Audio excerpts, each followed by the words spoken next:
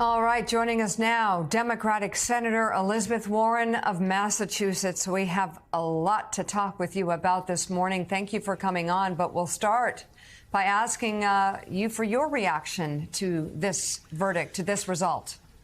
You know, I'm very glad that this went in front of a jury. We now know that when people listen very closely to E. Jean Carroll's story, what conclusion they reached. But at the end of the day, we all knew who Donald Trump was when he got elected in 2016. Yep. And we still know who Donald Trump is. And what I still find the part that is hardest to wrap your head around is how many Republicans just stand there and continue to support him. How many people say, I'd vote for him twice. That's the part that is deeply, deeply threatening. Ultimately, not just to our democracy, but to who we are as a people. Yeah.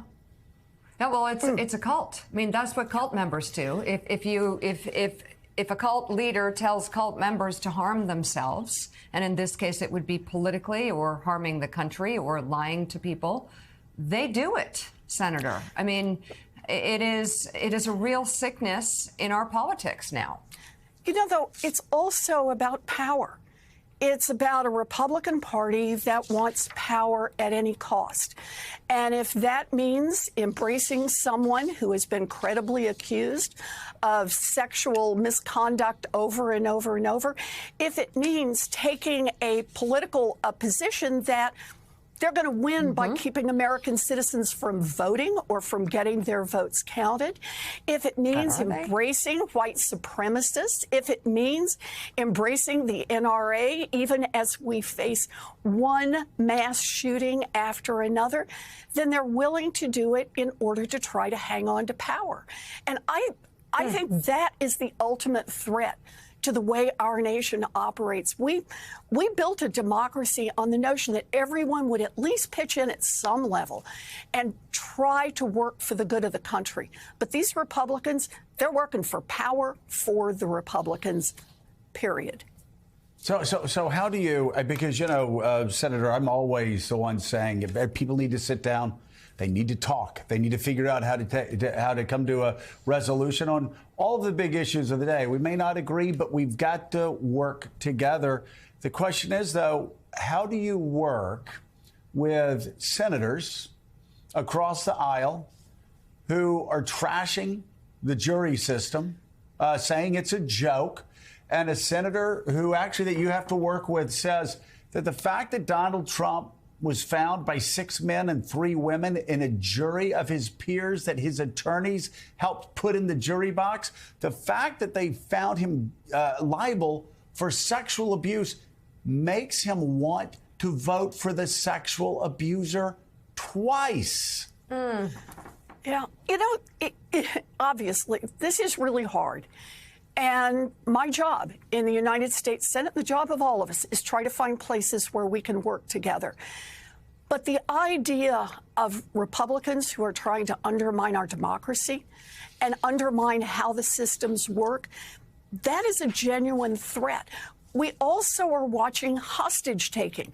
You know, we talk about it with the debt limit right now, that Kevin McCarthy says no, he's got to have all these negotiations before he will go along with the United States government actually paying the debts that it's already incurred, something that's deeply shocking to our entire system. But we also have this happening right now with Senator Tuberville, who is holding up the advancement of nearly 200 military officers, including the head of our cyber command, the head of the 7th Fleet, holding these people up for their next promotion, their next assignment, keeping their families from getting settled into the next place, all because he's unhappy with one policy followed by the Department of Defense on reproductive rights for people in the military. And when you're playing hostage games like this, that's not a place where people can come together and negotiate. And we actually just have to shut it down. We say we are not going to give in to hostage takers. No. So, Senator Warren, Jonathan Lemire, good morning. On the idea of hostage takers, that's similar rhetoric we've heard from President Biden and his team about the debt ceiling, which you just mentioned briefly. Give us your assessment of where things stand. Both sides came out of yesterday's meeting suggesting not much progress made, although they have agreed to talk again tomorrow.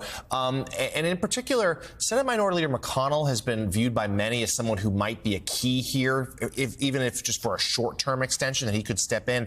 But yesterday, he gave signals that he's not willing to do that. Where do you think we're heading? Look, I'm obviously very, very worried about this. But again, at the end of the day, I strongly support what President Biden is doing. You cannot negotiate directly over hostage taking.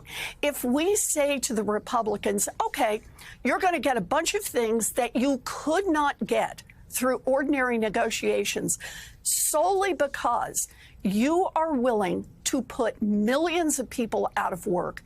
You are willing to tip our economy into a recession, and you are willing to ruin America's good name around the world and make people say, I thought America always paid its debts. Because you are willing to do that, we're going to give you a lot of things you can't get a majority for.